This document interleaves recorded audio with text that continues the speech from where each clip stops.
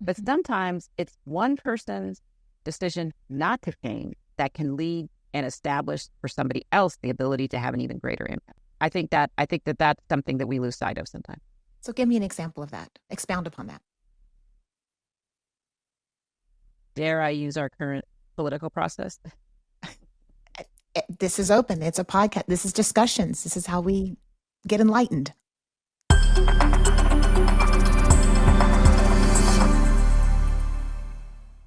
First of all, let me just ask you this. Can you tell my listeners your background? When we had our first introductory call, I was telling my husband how intrigued I was by you and your journey. And if you could just give just a brief synopsis of that, I think that would be quite interesting and such a learning. I've always been a person that has less been set to for some folks this work, set to and in 3 years I'm going to do this, and in 4 years I'm going to do that. Mm-hmm. And more in a direction by the mission that I'm attached to, the vision of how I think the world really should, we should be operating in the world, and then taking the opportunities that come along with that. And so, as a result, I've been, I left home pretty early, and so teenage years, and was out here in the San Francisco Bay Area, actually in San Francisco, age of 16. And so, working and trying to sort of make my way, always knowing I was going to go back to college on a full-time basis, keeping myself enrolled at a community college, a proud community college alum. So for all those people out there who are thinking, I feel like I don't know where I'm going or where my next opportunity is. Yes. I think you just have to remain curious, and, curiosity, when it mixes with opportunity, when it mixes with hard work, and accepting help is really the formula for me. And so I did end up, I told you all this, I went back to college. I wasn't going to go to law school right away. It was sort of by happen chance. I think every opportunity of mine almost is a great deal of people who believed in me, and which is why I'm so committed to helping other folks. So yes, I and that's what I took away in our first conversation was your perseverance. And you seemed to tell me that doors just opened one after another. It wasn't like you had this perfect plan, but these doors were opening one after another, which led you to where you are today. That's absolutely the case. And doors open, and they're all based on relationship. So the one thing that I would say is that, the relationship of individuals that you meet, and it's not always the person that you think it might be. One was a teacher of mine in a class that I was taking literally as pass fail. Yes, I remember one of my closest mentors and friends this very day. So you really have to be. This is why I say curious. When I say curious, it's not just curious to a subject matter.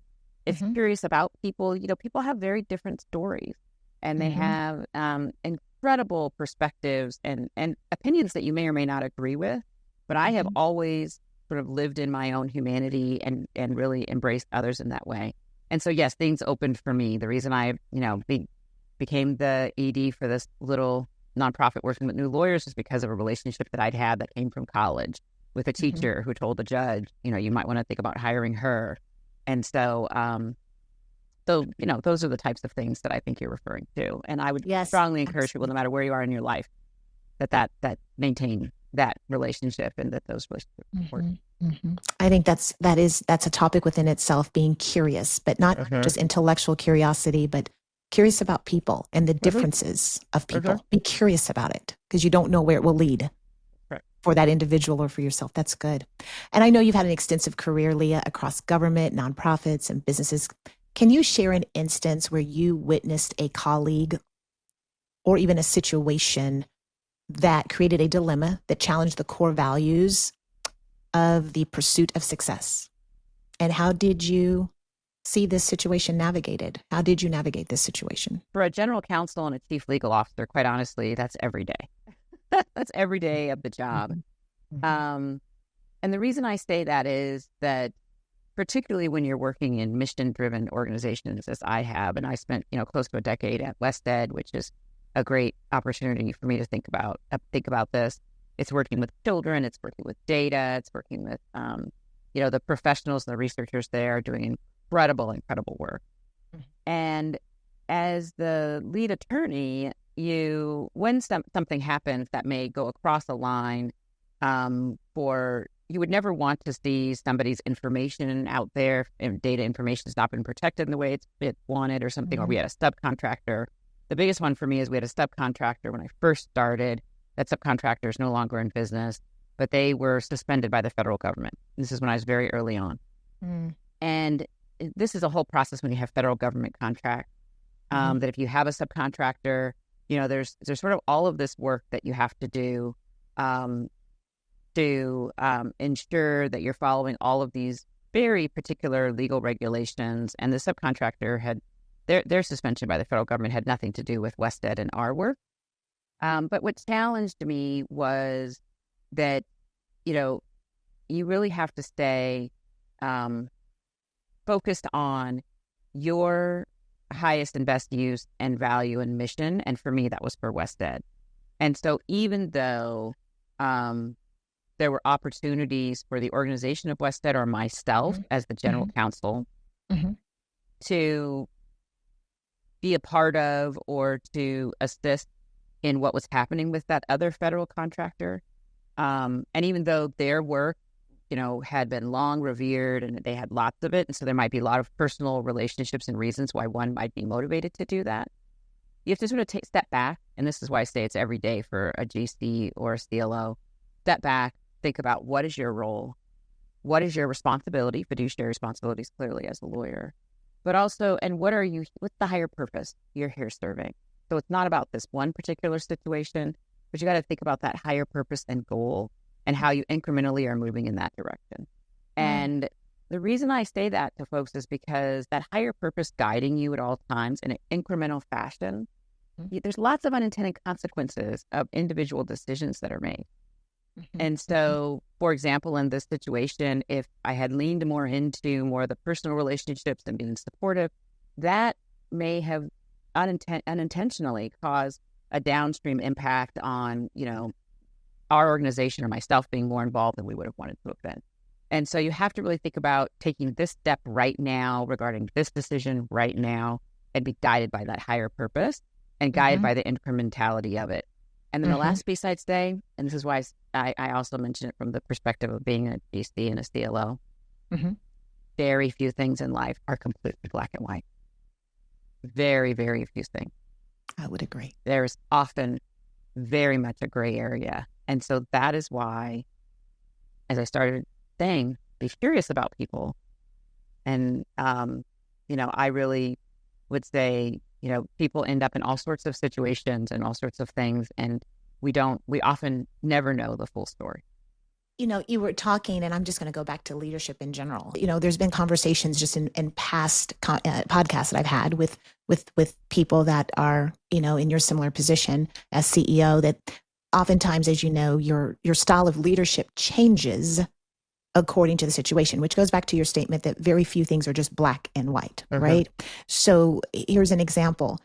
There's times when we can use a servant leadership style, we can use a collaborative leadership style, or sometimes we have to use a transformative leadership style, right? And there's many more even beyond that. But the point is, in order to use these different leadership styles, it sometimes helps in keeping the integrity in the situation, or keeping the, making sure you don't compromise the situation. Because when we put things in a box, that's when, this was sort of the discussion, this is when we begin to compromise in our leadership and whatever industry we're in, right? And I think I sort of heard that from you just in that answer, that just, it's a moment by moment decision, but you need to be able to be flexible enough to change with that decision, which is also which also goes into diverse thought leadership, right? And so anyway, I just to elaborate on what you were saying, that just came to my mind as other examples that I've been given. So, yes, I think that's absolutely right, and it, it's holding to overarching principles, right? So that's the piece that I think helps folks maintain that guiding place. So absolutely. It's so great to be here talking with you today. Can I just say that? I'm just so excited. You know what? That's how we felt when we first met as well. That's right. Do you remember? I've never forgotten just the connection I felt with you. So I was very excited to have you on, and I'm glad today is the day that it's actually happening. So this is great. Same. So I agree. I agree absolutely. entirely. Yes. So, what I found intriguing too is when I read a little bit more about you and what you're doing with Digital Undivided. You're working to disrupt investor pathways with diversity, and which means that's more of definitely a transformative leadership style that you have to work with daily.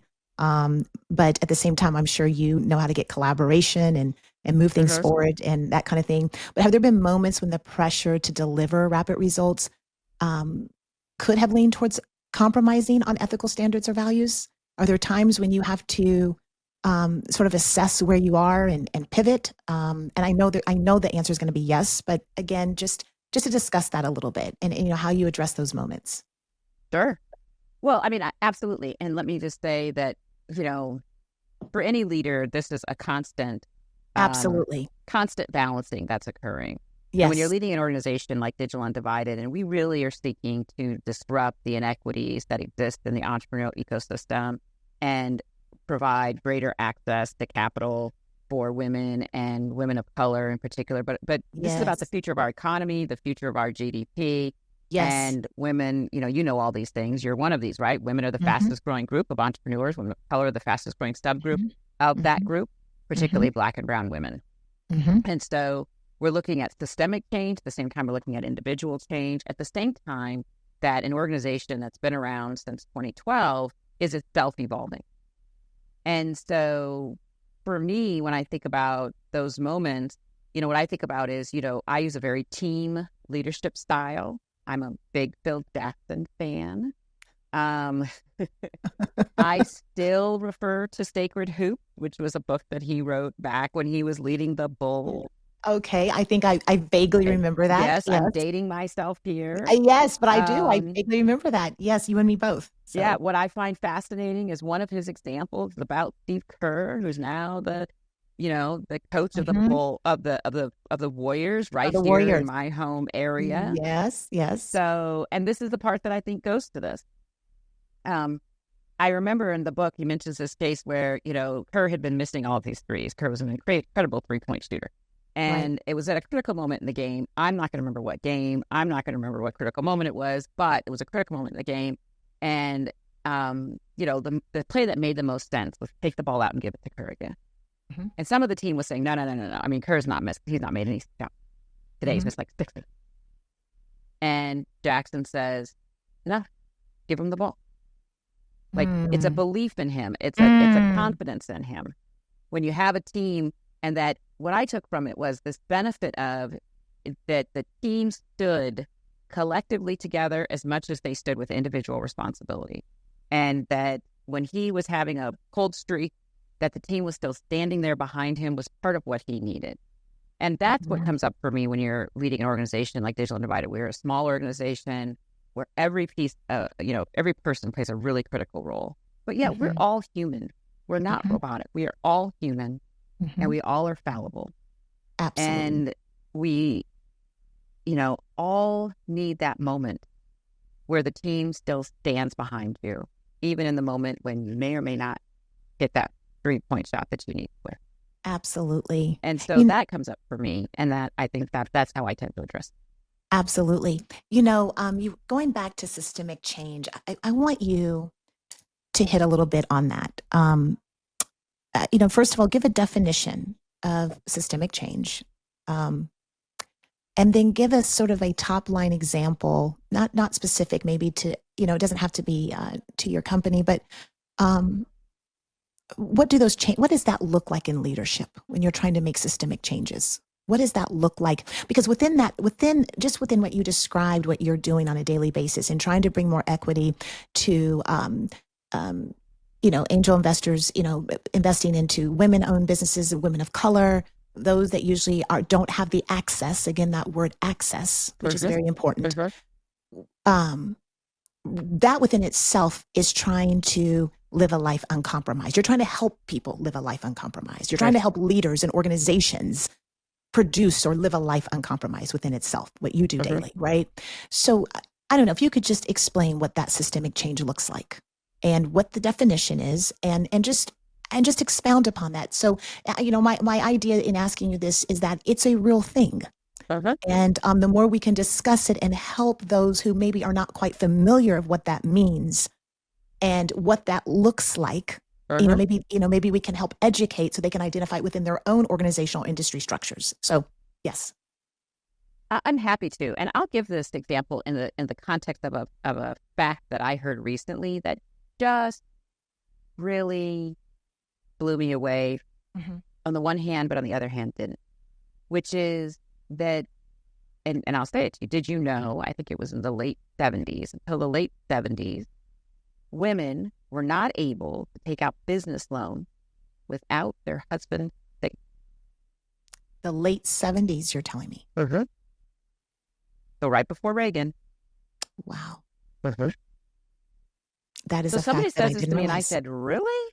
I know. And I think to myself, well, that makes somewhat, I mean, I understand this context of our country and our history. I mean, most people don't realize that the insured, the home loans that were often used through those 50s, 60s, and early 70s for many people to buy their first, second, their starter homes, or for families to kind of get going, that actually the federal government until into the late 60s, I think it was, early 70s, that's when they actually diversified those and allowed African Americans to take those loans. Those loans were not allowed to be taken. They were restricted from African Americans in terms of purchasing homes. And so when I think about that, then I think about the women's movement. I say, oh, okay, that I understand. This is part of that time frame. When you think about that, think about today. Okay, so, late 70s. I'm born, you're born. Most people listen to this podcast are alive. And we're talking about business, small business, startup business, and folks understanding, being like my daughter sitting at my side and hearing me on these conference calls and understanding how to do business and negotiate things. Women are the fastest growing group of entrepreneurs. And now let's think, but we are yet women, and women of color in particular, but we are a small percentage, around 3% of the people receiving this institutional investment. Well, if we weren't able to take loans from institutions like banks, there was no history or practice or backing of women taking on investment capital, which is its own contractual basis that would be occurring. And so when you think about systemic change, this is. Were you in our room at our roundtable at our organization? Because we thought about this when we think about our capital access network, and this is why the systemic change we've come up with this. We said to ourselves, okay, we've got a few decades, we've got many, many decades of this exclusion. We've got a few decades where it's been possible. Now we have this question around a network. What has also happened is generation after generation of network of students that have been in business school and in business with each other that are making these investments, overwhelmingly men. And so many, many, many more women, the most recent decade or two, are joining the ranks in terms of being a venture capitalist, in terms of using their equity in private equity situations. How can we put our thumb on the scale and help this? Here's the systemic change. We said, let's build a capital access network. We know that the women investors exist. We know that the male investors seeking to invest in women-led companies exist. And what has happened is the ability for them to be in the same network with each other is a place where they have met great challenge. And then within that network, for them to intentionally be brought together in ways that they can, ascertain the business, the how the business is doing financially, the business acumen of the CEO, as well as the deliverables. When you think about systemic change, we've found an inflection point where, looking at it from Digital Undivided's perspective as well as my own, we said we can make a difference right here. We can absolutely create this network, aggregate the individual actions of many, many accelerators, many, many VC funds and private equity that are teaching folks to be this. Let's come in together, aggregate it, and intentionally create this network, which we call the CAPEX network, which will be launching in October. But the way we're doing it from systemic change is we said we know the past, we see the current, let's build the future where we take an inflection point that allows for us to build to change that trajectory so that we don't just continue down a path of individual action. And so that's why we're launching the CAPEX network. And what challenges have you seen? And how have you overcome them? So the first challenge that we've seen is that when you're looking to do something to have a multiplier, scalable, systemic impact, Yes. People often see individual action as the inflection point. So someone will say, oh, that's so great that you're thinking of doing that. Did you know that John or Jane or Bob is doing that out of Florida? Rather than hear me say, oh, they are, we should think about how we're going to do it, sort of the classic business competitive advantage kind of discussion. I say the opposite. I say, fantastic. What we want is you introduce me to John or Jane. We want them in the capital access multiplier network. We want to amplify what they're doing. Since our goal is to bring greater amplification to all of it, our goal is to actually be inclusive of all of those efforts that are occurring as opposed to being exclusive. But really kind of helping people see that the individual action of individual participants, we have to get everybody into the same means of being able to connect with each other in a methodical way to create the inflection point, as opposed to create individual contribution, which is fantastic. We love it. But we want to put them together to build that tidal wave together. And so that's what we're doing. That's great. Because the first thing that came to my mind, first of all, there's power in unity. And I like when you say, well, that's great. Well, let me meet so-and-so. Because what you're saying, it's not an individual effort. This is, again, we're making this a broad effort where we can come together and make this change together. Is that correct? That's correct. That's correct. That's how you make from taking a moment or an individual contribution to turning it into a movement.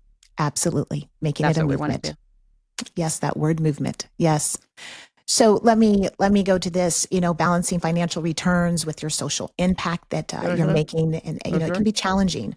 Let's just talk from this standpoint. Have you ever encountered a situation where prioritizing one over the other led to a potential compromise? I have not necessarily been in that situation that I could think of off the top of my head, but I will say that this is an ongoing discussion of the impact investing community, right? It's this question of financial return. Can we get both the financial return we want as well as the social impact return that we would like to see within our world? And I always say the answer to that is absolutely yes. Absolutely yes. The answer is absolutely yes. And for me, the question becomes the intentionality of creating the opportunity to collect the right data for understanding impact and the ability to pivot and expand in ways that continue that impact in the same way that people do for return. When we go back to earlier manufacturing, when the assembly line structure was the most efficient, manufacturers doubled down on assembly lines and continued to study the efficiencies of assembly lines. As those assembly line structures became less efficient, single whole automobile, for example, within one factory, and what became more efficient were commodity parts being built by different subcontractors, then placed into a single factory to combine together, the data structures to understand whether or not, single automobile created in a whole factory or component parts being created separately and then combined within a factory. They ran that based on data and integers. And I think that, and analytics of that. And I think what happens and gets lost in this conversation of impact from a social gain as opposed to impact from an economic gain, which, by the way, they're connected, is this fact of intentionally building things so that you have access to the data that's needed in order to make that type of analysis. That kind of decision, right? Yeah, to make those types of decisions. Right. A well-supported decision that... Correct. Yes. Correct. And part of this, I think, is, and people ask me this, part of this, I think, also is that the idea of research, we are a research-based organization, but the idea of research is often seen as sort of this esoteric thing that's done over there. Over here, we do data and analytics, but over there, they do research. And I think until we, as a community, kind of bring these back together as feeding into each other, bring these communities together, that as opposed to this kind of antagonistic relationship where the research is saying you guys are not doing it right, and then the manufacturer, provider, or member of the commercial community is saying we're doing this and our data says this.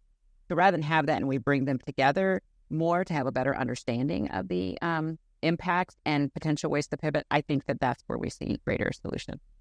So let me ask you, when you're talking about research and data analytics, are they coming more around the table in discussions? Are you finding the diversity of that coming around the table and saying, hey, let's get to a solution and answer that makes sense? What are you finding with that? I am finding that that is, I think, technology and frankly the evolution of so much of our technological processes is allowing people to sit more around a single table and make those types of decisions and discussions. Mm-hmm. And I think that that there's still a need for. I mean, I'm just such a human person, a humanist, but a person focused on the humanity of it. There's still a need to ensure that as everyone's coming around that table, we don't lose sight of the human impact in whatever industry or work that folks are doing. You know, it's like the unintended consequences of social media, different social media applications. So there is the research, there is the actual data and analytics, people understand it, but then you can't lose sight of that social impact, the thing that happens, and then not lose sight of this, the part that we started with, the unknown. You know, there's a certain piece of this quadrant that's just an unknown. And we have to be, I think that institutions should better plan for the fact that there's going to be a segment of unknown impact in which they're going to need to pivot to accommodate for. And they should, if they plan for it, they'd be better able, have better capacity to manage for it. I asked that question because I'm finding in a lot of industries, they're finding that the different, that's part of the diversity play. You're going to have to sit people at the table that normally probably would not want to, with the different backgrounds that they come. And I thought research and data analytics and just the different analysis that come from a researcher respecting the data, right? And you're right, technology is playing a part in bringing better decisions. And I'm thinking even in the industry that we're in, commercial real estate, that's why I asked the question, you know, a lot of that is happening with the client, and the client is finding more of a comfortable trust level in knowing that everyone's around the table, right? And we're all doing checks and balances with one another, and then we're coming up with the best solutions, right? For the portfolios. So that's really good. Let me ask you this. As you look back over your career, you know, now into what you are doing today, how has your leadership changed? How has it matured over time? And what has been the catalyst for your leadership development over time for the past, let's say, 20 years? Only 20? No. Oh, well, yeah, no, I know it's longer. I was just trying to, you know. Thank you. I just 20 years. How's that? Thank you. You know, I think that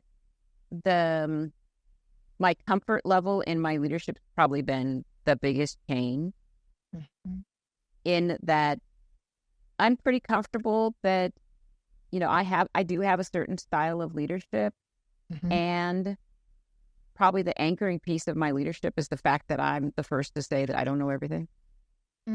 I lead always looking for my own blind corners. That's just how I show up in the world and how I show up leading. It doesn't mean that I'm not decisive, knowledgeable, intuitive, and I don't use all of those skills and styles, and I'm also very much a servant leadership, but I lead really with a sense that every human walks around with a blind corner, something they don't understand, and I'm always keeping that in mind as I move through a decision or a process or a workflow. And that's very different than if you had asked me this question, I'd been on your podcast, you know, in 1995, as I was executive director of the Barristers Club of San Francisco. I would not have, I don't think, although this is now my today mind, looking back at my prior mind, but I don't know that I would have had the internal comfort level enough to say that embedded in this leadership is the fact that I know that I don't know everything. I wouldn't have said I still know everything. I'd say that I would have learned it, but I was more sort of trying on and understanding the leadership styles of so many around me. And now I just come in and say, well, you know, hey, this is my leadership style. This is who I am as a leader. And I might learn some more things as a leader. I'm definitely going to, even in this role that I'm doing now. And I appreciate that. And so I think that's one of the biggest sort of evolutions for me. And it's driven by that curiosity of people. And I've always, now this is the consistency. So I have always had a leadership style of understanding that every person has extreme material contribution to the work that we're doing. Every person, no matter title, rank, style, every person brings something to the table. Doesn't mean we are going to always utilize it, input it, impact on it. But I have leaned in strongly to this idea because I can't tell you the number of times that things have, ideas have bubbled up from, it's the classic, like people will say, well, I was, riding in the taxi cab and the taxi driver asked me this question. I thought of so-and-so. I have really had all of those kinds of moments, and I catalog them all into this notion, which is that you don't know the best idea that's going to come, or the best plan, or the best way forward. It can be ignited in the room by everyone or anyone or somebody who's not in the room at that moment. Mm-hmm. And that the ignition of it is not the same as the getting it done part, and so the ignition of it can come from anywhere. And don't forget that, because that allows you to really get to the best outcome. So, and what would you say to this, those that are in position to make change? Mm-hmm. And that was one reason why I wanted to hit on systemic change, because I think that takes a true transformative, assertive leader who's persistent and sees an obstacle as just an obstacle, but not as a way of turning away, right? It's a challenge that they're willing to hit head on. Those that are in position to make change, Leah, but they choose not to, what are they compromising? And and why do you think that they are making a choice not to make change, even though they're in the position to influence change? The ability to influence change, I see very differently than necessarily making change. Sometimes a person, by holding steady to what exists, can actually influence change in a tremendous way. Mm-hmm. So what I would say is, and this goes to my sort of curiosity, there are many reasons why people who have the ability to make change do not make change. Mm-hmm. And, I think it has a lot to do with the person, the timing. This goes to my whole get curious, we don't know. I don't want to prescribe onto them this reason. Mm-hmm. But what I would say is that sometimes I always, when someone is resistant to making change in the face of, sort of the overwhelming environmental call for it, I look to think, first of all, on what principle are they not making this change? Where their principles lie? Okay? So, because what principles they're operating under will tell you what direction they're driving in. And if they're driving in a direction of inclusion and the future of our country and the inclusion of all peoples, then that's one decision. If they're driving in the direction of an exclusion of certain peoples or a hierarchy of certain peoples, that's a very different conversation. And those are two very different people in terms of why they're making change. But if they're driving in a direction of inclusion in others, then I sit and think about the impact of them having made the change or not making the change. Because sometimes, and this is not a well discussed, outcome, but sometimes it's one person's decision not to change that can lead and establish for somebody else the ability to have an even greater impact. I think that that's something that we lose sight of sometimes. So give me an example of that. Expound upon that. Dare I use our current political process? This is open. It's a podcast. This is discussions. This is how we get enlightened. I mean, I would say thank you to President Biden for stepping aside and deciding that this was not his time to run again, and that he showed true leadership in my mind as a statesman to decide to put country over self and party. Mm-hmm. And I think that's incredible. And the country, everyone in the country, every single person in the country, sat for day after day, week after week, while there was great calls for him to do this or to do something like this or to do something else. There was pressure upon pressure that's unimaginable in my mind. Mm-hmm. Absolutely, yes. Now, what I think people don't, what I think this comes up in this context is that built up pressure creates what when it's released? momentum. So curious, this is the question I asked myself. If on day one he had done this, would the momentum have been the same? On day two, if he had done it? Or was the pressure built up in such a fashion that he did it he was taking his timeline that he needed for reasons that are unbeknownst to me and others, that day after day, week after week, as the pressure mounted, the momentum mounted. And when he stepped aside as a true statesman, he didn't just allow that momentum to come out there. He directed it in the direction of a particular candidate. And would he have directed that level of force and momentum if he would have done it earlier? If he would have done it earlier. Boy, you just enlightened me on I could apply that to so many different areas. It goes back to the timing of everything is very important. That's correct. That's absolutely correct. I could apply that to our own organization on a couple of things that we're working on right now. Okay. That's why timing is important. It's understanding when to release. That's right. Because it will have the greatest impact in the direction that it probably needs to go. That's right. You often wait when you know, and there's something that will tell you when it's time to release. For me, it's more of a, a prayer kind of thing for me, right? Mm-hmm. I know when it's time, right? That, what I believe in tells me, right? Mm-hmm. Oh my goodness. I could do a whole discussion on that. That's really good. Well, let me know when it airs so I can listen to it. Oh, I'm telling you. Well, you would be you and me discussing it. We need to discuss it. That's a whole nother topic. And I say that for the simple fact, I've been in business a long time. I'm not going to give the years. And I can think back of times when we went too quickly. Mm-hmm. We were too quick to the draw. Right. Versus when we actually were listening for that right timing, right, confirming that right timing, there was a greater impact that happened that actually went to the right decision, which I think that's what you're trying to explain, even where we are in our election process right now, right? Okay. That momentum would not have been so great, and it's still going. It's still a huge impact that's going in that direction, okay, even with our election process. So that's very interesting. Okay. A day too soon, it would not have released the same. That's correct. Mm-hmm. And that doesn't, and we're talking, we're not talking about who you're for or what. It's just, we're talking about a scenario within the election process. So. No, absolutely. Yeah. Absolutely. It doesn't matter. It doesn't matter if you're Republican or Democrat. That's exactly just what happened, right? That's what happened. Yeah. So, yes, that's good. That's good. Mm-hmm.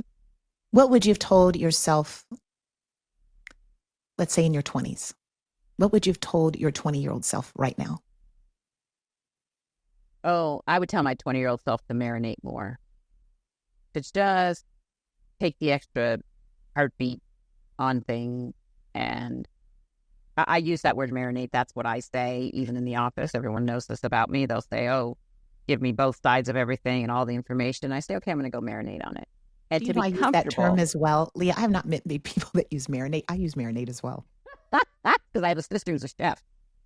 Well, I use it because it just makes sense. Whether it's, whether I'm meditating or marinating, mm-hmm, this is the point. I need to marinate on that. Mm-hmm. I need to tender it up. I need to let it get loose and understand. Yeah. Yeah. Yeah. Okay, go ahead. I'm sorry. Yes. No. So that's what I would have told my 20-year-old self. And mm-hmm, to feel comfortable in the process. That's the hardest part, I think, is to feel really comfortable in the process. And at times you might lose an opportunity as a result. However, in my experience, many, many, many more times you end in just the right place with just the right decision. Mm-hmm. Mm-hmm. That's what I would tell myself, 20. I never do this, but tell me, as you progressed in decades, what have you told yourself since then? Like, so, what did you tell a decade later? A decade later, what would you have told yourself? How did it progress from, I marinate more in your 20s? I get that. I totally am in tune with that. But as you progressed, what have you? I only have one more decade. What are you talking about? See, exactly. What are you talking about? Right. I can't tell you any more decades. From your 20s to your 30s. Aren't we having the same conversation? Right. I know that I'm 35. I don't know about you, but yeah, I know that. Yeah. No, I'm not 35, and I have no issues with not being 35. Exactly. See there? I think that,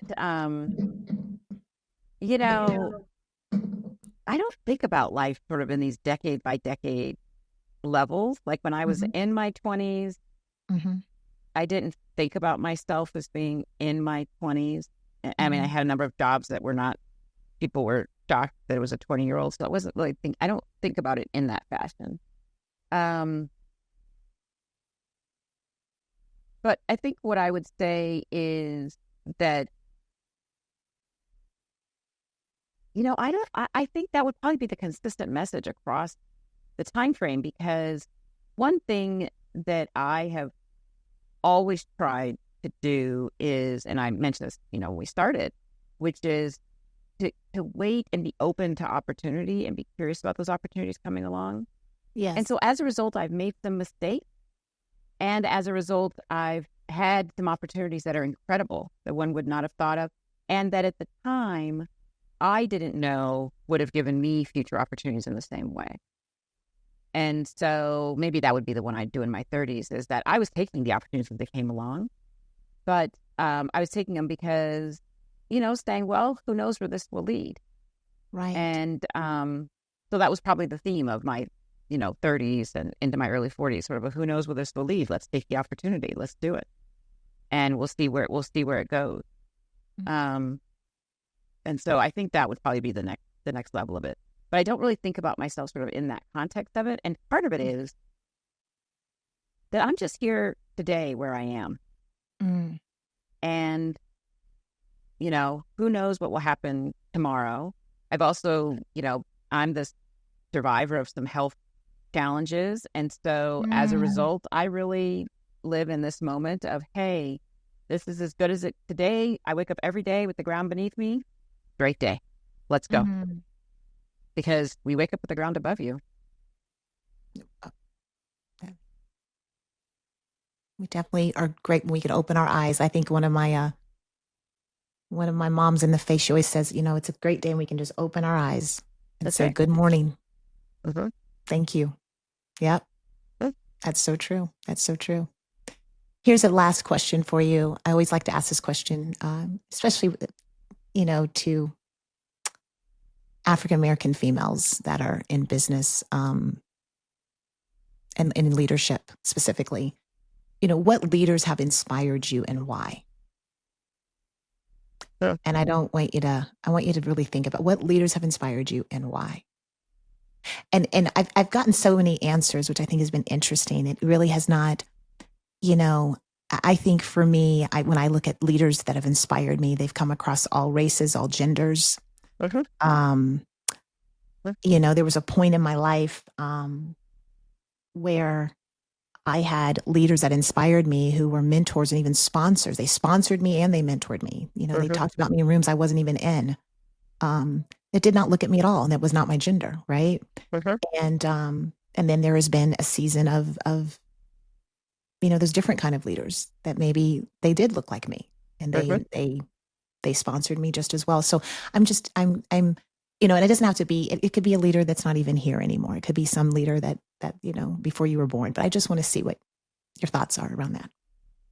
Well, so I'm going to categorize them into sort of group of people. Okay. So, because I've always been a lover of documentaries, and hearing people's stories has always been sort of really fascinating and really driven me in thinking about it. So I would say the group of leaders that have all taken a chance on me, and I do say it's a chance.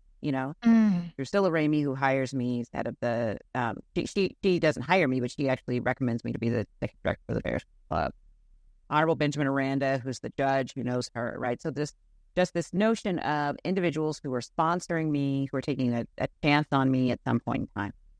And every time that happened, this group of, as I said before, people that you don't even know that they may become somebody with that sort of impact of your life, right? That you mentored by. I have been fortunate enough that they have always seen something in me. Juan Francisco Lara is a vice chancellor, was rest his peace.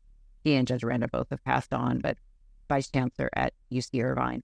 But they've always seen something in me that I've not yet seen in myself.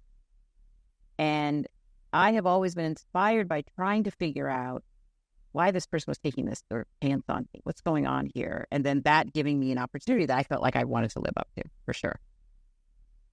I've also been very inspired by leaders across certain time frames that have taken certain actions for themselves. So Sojourner Truth, Harriet Tubman, both clearly African-American women, but other, all of the women who went into work when the men were in war in World War II, every member of the service, literally every person who serves in our service.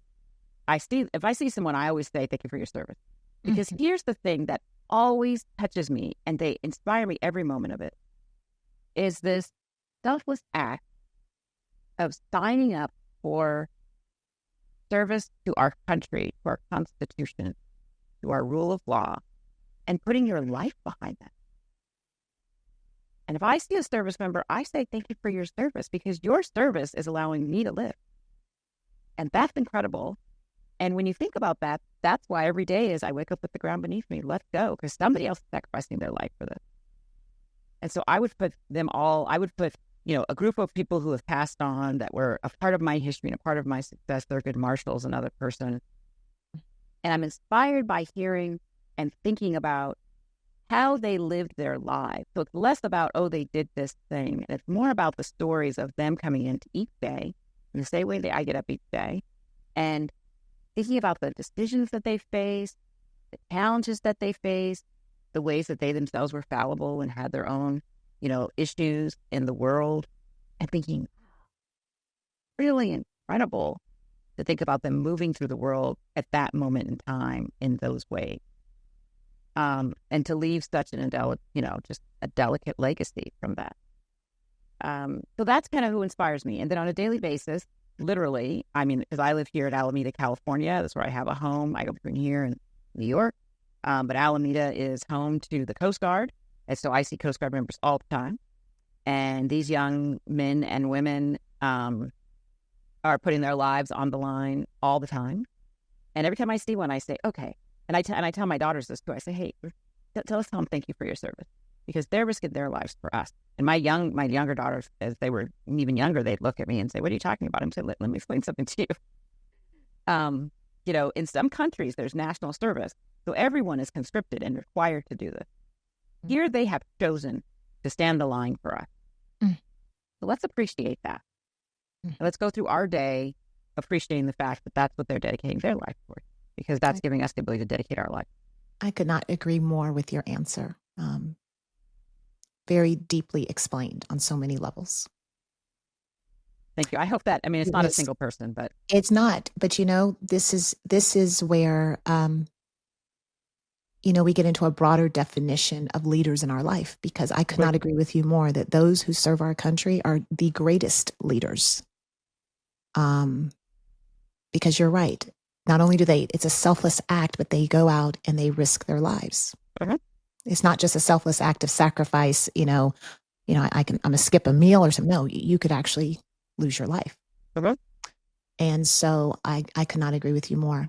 It's one of the best answers I've received, Leah, to that question. So very heartfelt. So I want to just end with this. I do have one more question for you. What are you hoping to see in your world, in the angel investor world? What is the main goal? What do you hope to see over the next 10 years? What would you like to end with? What's every day that's waking you up that you're passionate about in what you're doing? Because where are you going? What's the result that you hope to see? What I hope to see is a legacy of investors and a legacy of entrepreneurs that can look back. They're passing a baton to another legacy of investors and entrepreneurs.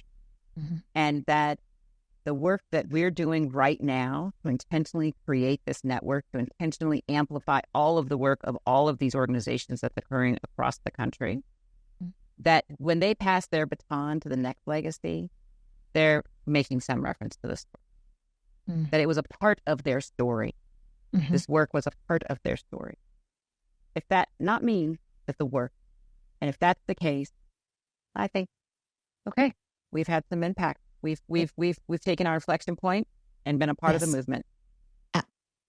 Could not agree with you more. I think that's what we want in every industry, just what legacy we're leaving, even when I think of the commercial real estate industry that we're in. You hope that you're leaving legacy of open doors for those that are coming behind you, that you're going to see a different workplace, different influence in who is receiving commercial real estate services or who's giving them out, right? I mean, there's a whole another level going on in that industry. So I hear you. Very similar answer. Okay. Wonderful. All right. Thank you so much. Thank you, Lisa. Thank you.